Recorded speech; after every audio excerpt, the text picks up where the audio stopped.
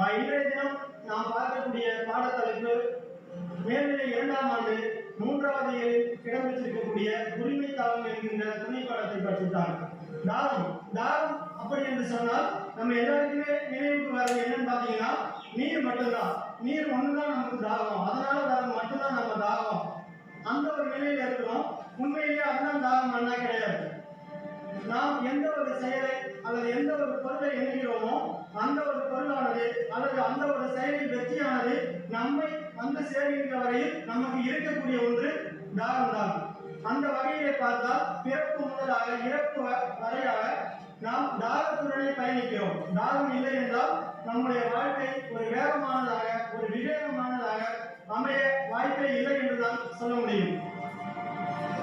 ஆரம்பத்திலே பிறக்கக்கூடிய குழந்தைக்கு தவழ வேண்டும் என்பது ஒரு தாகம், தவழக்கூடிய குழந்தை எழ வேண்டும் என்பது ஒரு தாகம், எழக்கூடிய ஒரு குழந்தை நடக்க வேண்டும் என்பதிலே ஒரு தாகம், நடக்கக்கூடிய குழந்தை கற்க வேண்டும் என்பதிலே தாகம், கற்கக்கூடிய ஒருவர் நினைத்து நிற்க வேண்டும், சிறப்பான முறையில் ஒழுக்கத்துடன் கற்க வேண்டும் என்கின்ற முறையிலே ஒரு தாகம்.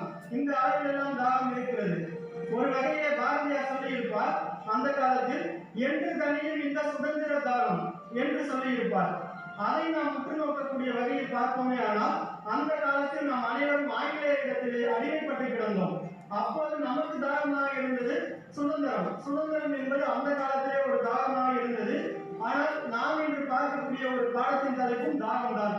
நான் இன்று பேசுகிறேன், நீங்கள் இதனை கேட்கிறீர்கள் என்கின்ற நிலையிலே மாணவ செல்வங்களே, உங்கள் அனைவருக்கும் இருக்கக்கூடிய ஒன்றும் கல்வி தாகம் தான், கற்றலை தாகம் தான், மதிப்பெண் அதிகம் பெற வேண்டும் என்கின்ற ஒரு தாகம் தான். அந்த வகையிலே நாம் பார்க்கக்கூடிய ஒரு துணைப்பாட தலைப்பு உரிமை தாகம்.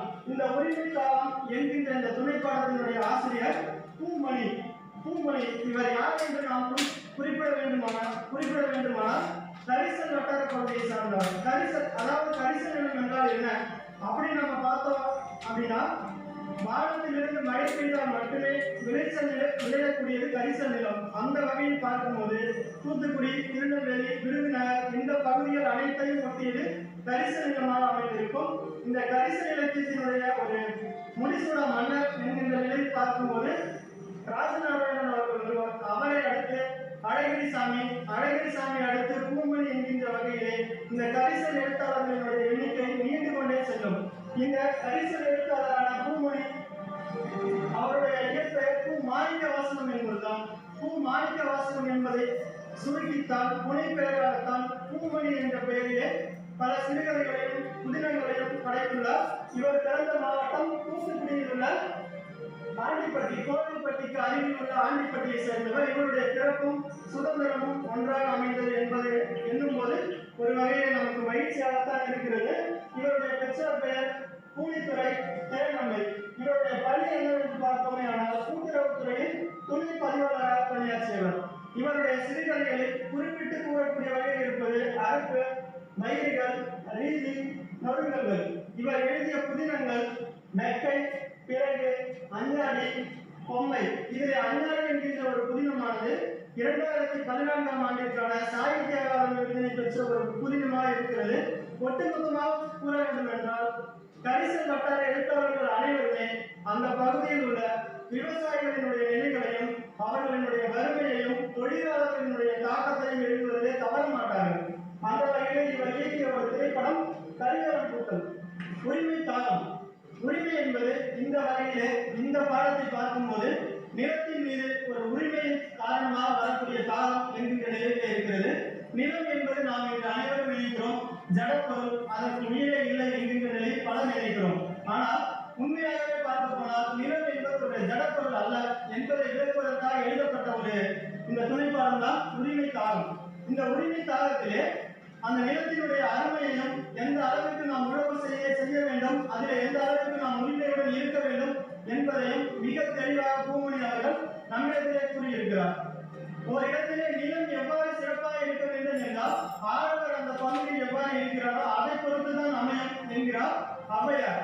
நாடாக ஒன்றோ, காடாக ஒன்றோ, அவலாக ஒன்றோ, விசையாக ஒன்றோ, எவ்வளவு நல்லவர் ஆடவர் அவ்வளவு நல்லை வாயிலில் நிலை என்கின்ற இந்த ஒரு பாடலானது நிலமே நீ நாடாக இருந்தாலும் சரி அல்லது காடாக இருந்தாலும் சரி மேடாக இருந்தாலும் சரி அல்லது பள்ளமாக இருந்தாலும் சரி உன்னை பொறுத்து உன் சிறப்பு அமையாது. மாறாக அப்பகுதியிலே ஆண்கள் எந்த அளவிற்கு சிறப்பாக உன்னை கையாளுகிறார்களோ அந்த அளவிற்கு நீ சிறப்பாக அமைவாய் என்று ஔவையார் அங்கே கூறியிருக்கிறார். இதையெல்லாம் பார்க்கும்போது எந்த ஒரு ஆளவன் தான் தன்னுடைய நிலத்தை வீண் செய்வான்? அந்த நிலத்திலே தான் செய்யக்கூடிய செயலுக்கும் செய்யக்கூடிய செலவுக்கும் போதுமான அளவிற்கு அவனுக்கு வருவாய் இல்லை என்றாலும் அந்த நிலத்திலிருந்து கிடைக்கக்கூடிய ஒரு விளைச்சலை பெரிதாக நினைத்து பாடப்படுவான். அந்த வகையிலே அமையக்கூடிய ஒரு பாடம் தான் உரிமை தாகமானது. இந்த உரிமை தாகம் என்கின்ற ஒரு முழு சிறுகதையும் படிக்கும் போது பழைய ஒரு திரைப்படம் நமக்கு நினைவுக்கு வரும். அந்த திரைப்படத்தின் பெயர் உரிமை குரல். ஏறக்குறைய இதுவும் அதுவும் ஒன்றாகத்தான் இருக்கும். மாணவ செல்வங்களை ஓய்வு நேரங்களில் உங்களுடைய பெற்றோர்களை கேட்டால் அந்த படத்தினுடைய அந்த கருப்பொருளை கூறுவார்கள். இரண்டும் ஒத்துப்போக நிலையில் அமைந்திருக்கும். நான் முதலில் உங்களுக்கு இந்த உரிமை தாகம் என்கின்ற சிறுகதையில் அமைந்துள்ள கருப்பொருளை சுருக்கமாக சொல்கிறேன். பிறகு அந்த மாணவர்களோடு சேர்த்து சொல்கிறேன். சரியா? பார்க்கலாங்களா? இதுல முதலில் வரக்கூடியது என்னவென்று பார்த்தால், ஒரு குடும்பம் ஒன்று இருக்கிறது. அந்த குடும்பத்திலே தாய் தந்தை இல்லை. மாறாக அண்ணன் தம்பி இருவரும் வசித்து வருகிறார்கள். தம்பி மிகவும் இளையவன். அண்ணனுக்கு திருமணம் ஆகிறது. ஒரு 15 வருடம் வரை அந்த தம்பியானவன் அண்ணனுடன் ஒரு குழந்தையாக வளர்ந்து வருகிறான். திருமணம் என்கின்ற ஒரு நிலையில் தம்பியானவன் பிரிந்து விடுகிறான். எங்குதான் அந்த திருமண நிலையில் பிரியாமல் இருக்கிறது என்பதை நாம் யோசிக்க வேண்டும். பிரிந்து வாழ்கிறான். இந்த சூழலில் அண்ணனுக்கும் தம்பிக்கும் சிறிது இடைவெளி வருகிறது. தூரத்தில் இடைவெளி வருகிறது. இதன் காரணமாக இருவருக்கும் உள்ளாக பேச்சுவார்த்தை என்பது இல்லை. இந்த சூழலில் தம்பியானவன் அருகில் உள்ள பங்காரசாமி என்கின்ற ஒருவருடன் 200 ரூபாய் கடன் வாங்குகிறான்.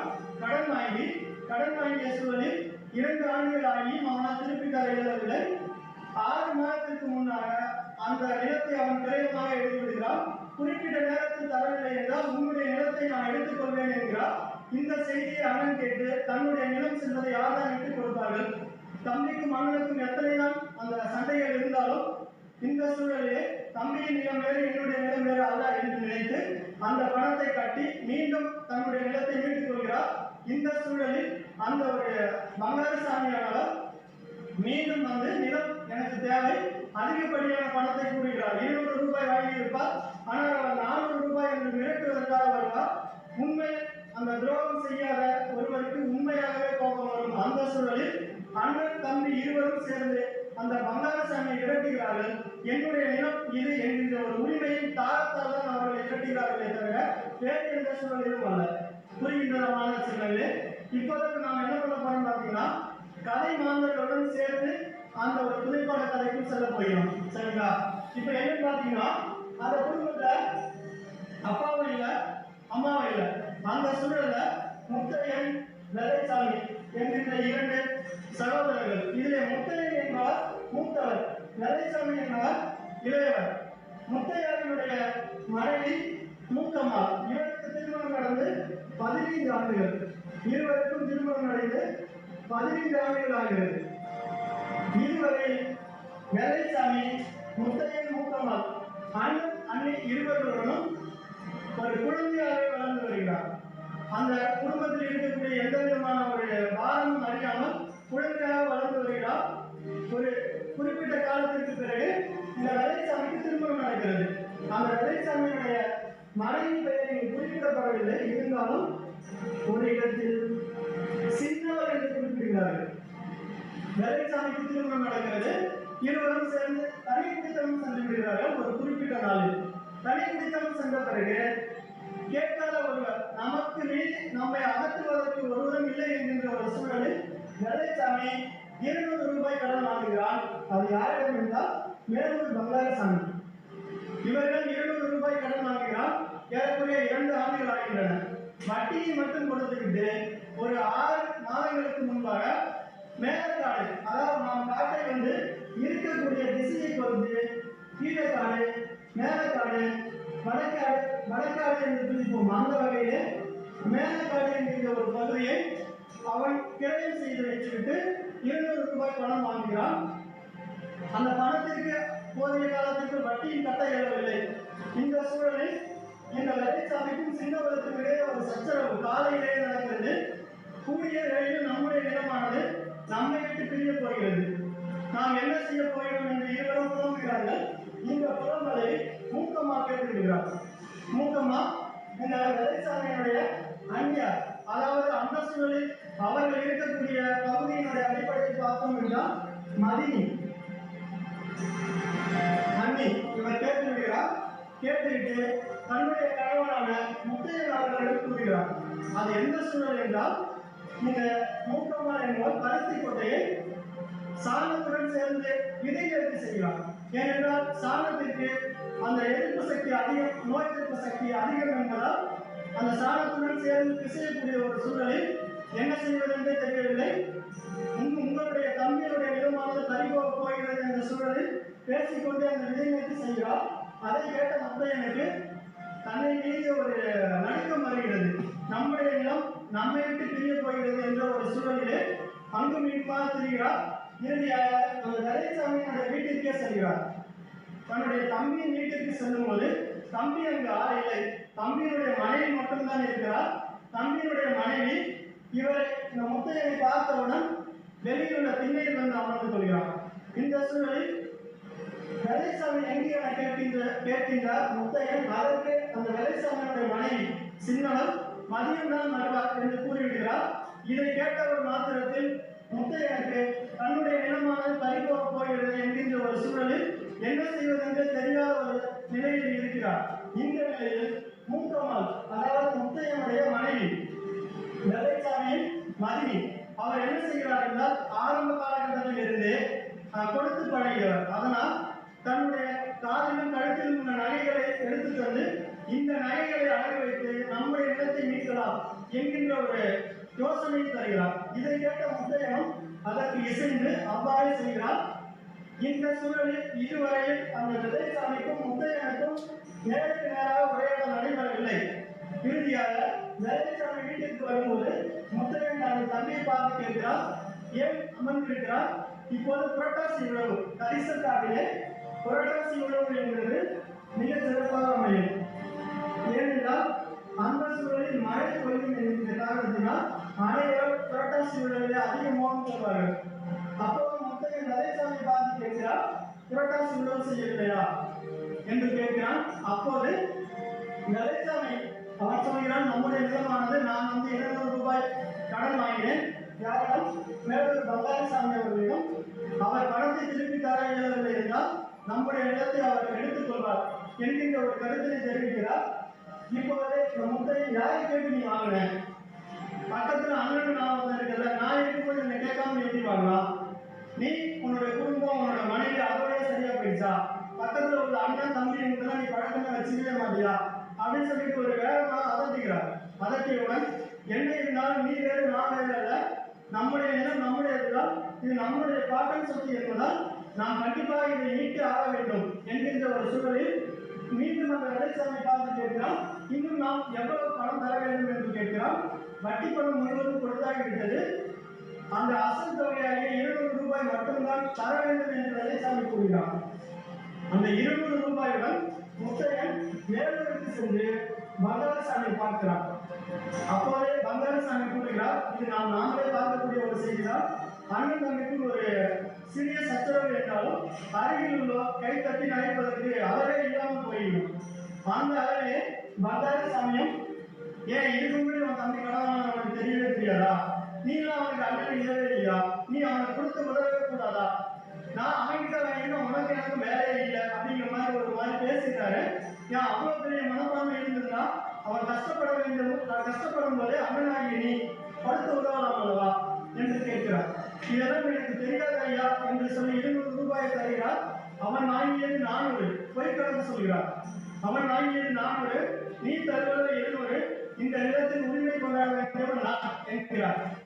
உடனடியாக அந்த முத்தையன் 200 ரூபாயை தந்துவிட்டு 200 ரூபாய் தான் என் தம்பி வாங்கியுள்ளார், அதற்கு மேல ஒரு பைசாவும் தர முடியாது என்று கூறிவிட்டு மீண்டும் வயலுக்கு வந்து தன்னுடைய தம்பி வெள்ளைச்சாமி அழைத்துக் கொண்டு புரட்டாசி உழவு செய்து கொண்டிருக்கிறார். இந்த நேரத்தில் பங்காளசாமிக்கு ஒரு யோசனை தோன்றுகிறது.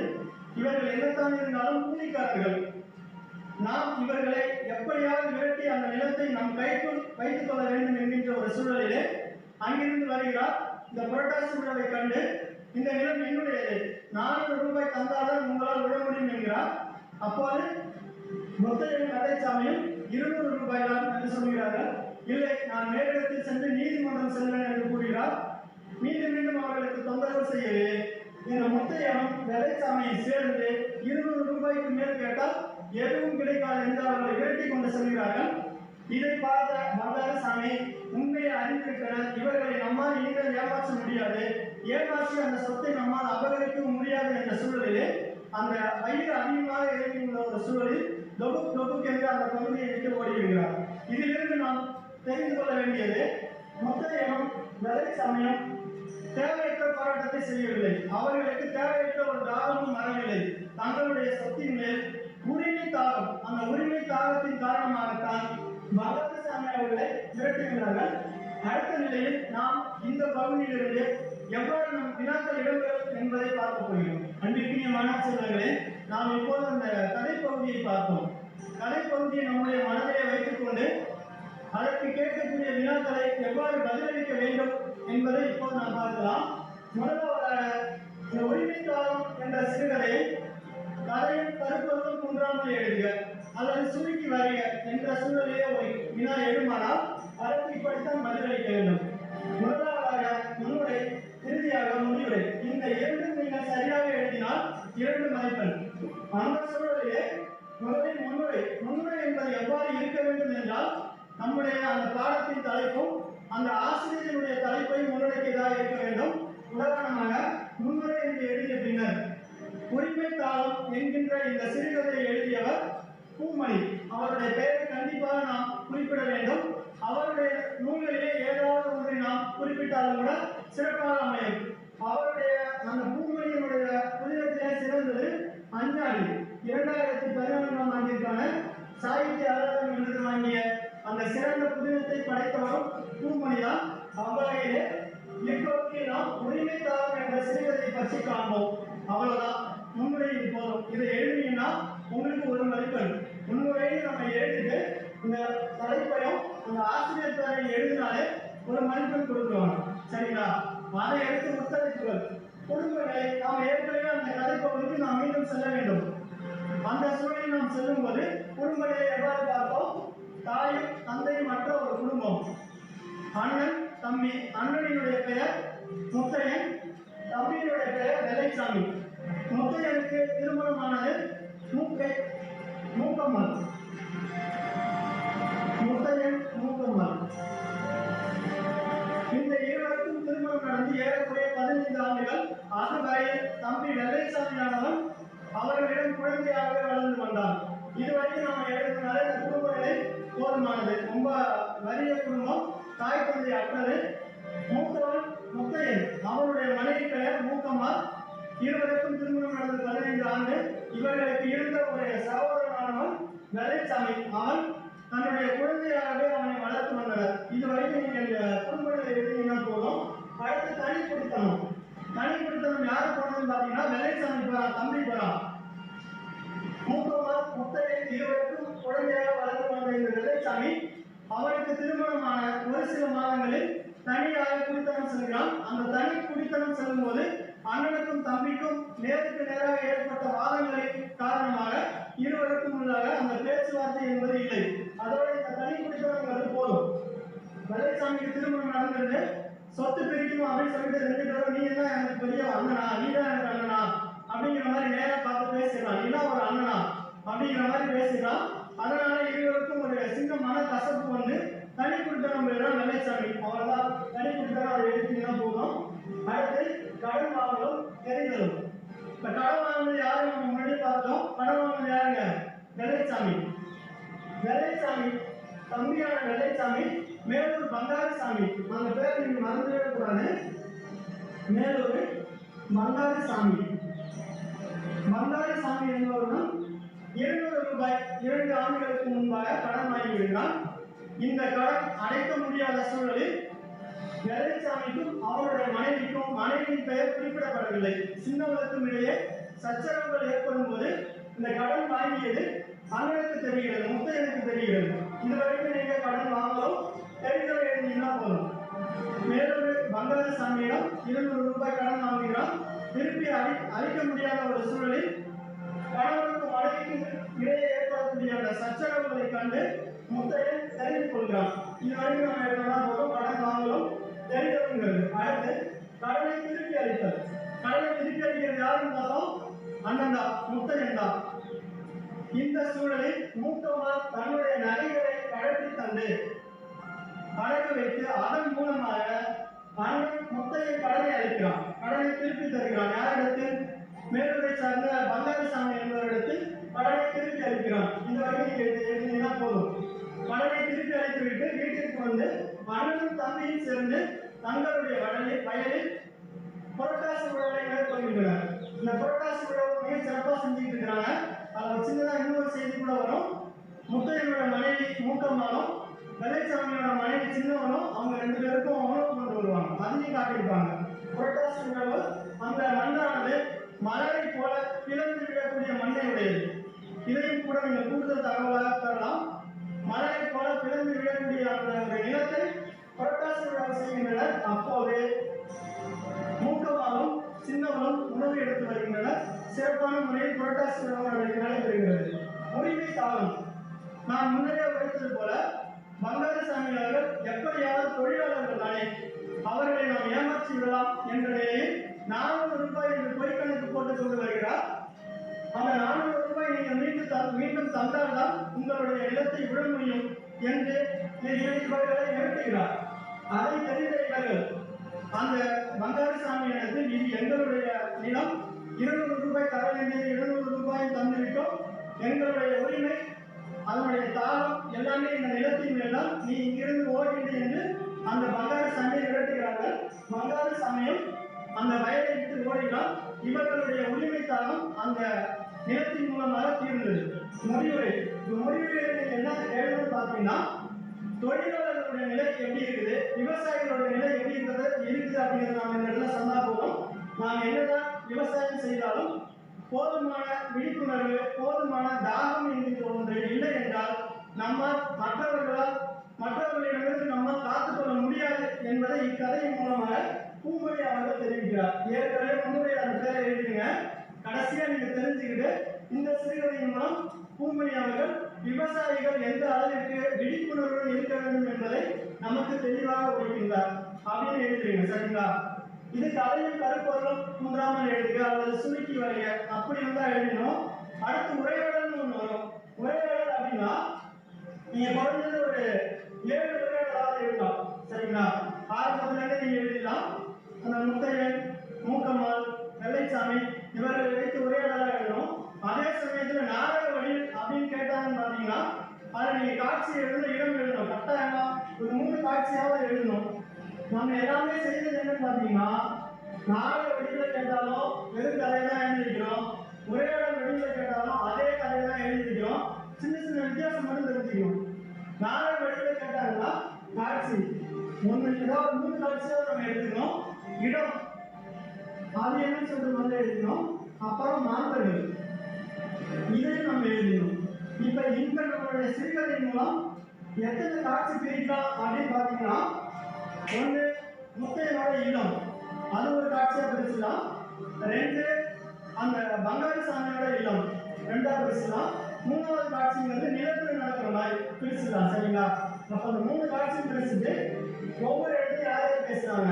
முத்தையனோட இல்லத்துல பேசக்கூடியது முத்தையன், மூக்கம்மாள், வெள்ளைசாமி அவனோட மனைவி. அதை எடுத்து 2வது காட்சி பங்காரிசாமியோட இல்லம் என்று பேசும்போது பங்காரிசாமியோட வீட்டுக்கு போயிட்டு பேசுறது யாருன்னு பார்த்தீங்கன்னா முத்தையன் மட்டும்தான் பேசியிருப்பார். அதனால பங்காரிசாமி, முத்தையன் 400 ரூபாய் தரணும் அவர் சொல்றது இல்லை 200 ரூபாய்ன்னு சொல்லிட்டு முத்தையன் சொல்றது. இதை வச்சு 2வது காட்சி எழுதிருங்க. 3வது காட்சிங்கிறது இந்த புரட்டாசி விழா விழும்போது மறுபடியும் அந்த பங்காரிசாமி வந்து வெள்ளைச்சாமி மிரட்டுவார். அந்த ஒரு காட்சியை 3வது காட்சியை அமைச்சிருங்க. இந்த ஒரு 3 காட்சி அமைச்சு கட்டாயமா எந்த இடம், மாதர்கள் யார் யாரு இந்த ஒரு அமைப்பு நீங்க எழுதினாலே உங்களுக்கு முழு மதிப்பெண் கிடைச்சிடும். இந்த ஒரு பகுதியிலிருந்து எந்த கேள்வி கேட்டாலும் முழு மதிப்பெண் பெறுவீர்கள் என்ற நம்பிக்கையில் உங்களிடமிருந்து விடைபெறுகிறேன்.